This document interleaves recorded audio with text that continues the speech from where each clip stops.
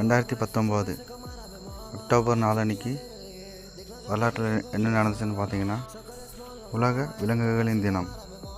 ஒவ்வொரு வருஷமும் அக்டோபர் 4 அன்னைக்கு உலகம் முழுவதும் உள்ள விலங்குகளின் நலன் கருதி தரத்தை மேம்படுத்துவது குறித்த விழிப்புணர்வை ஏற்படுத்தி இந்நாளின் தோற்றத்திற்கு வழிவகுக்கவும் பல காரணங்களில் உள்ள தேசியம், மதம், அரசியல் நம்பிக்கை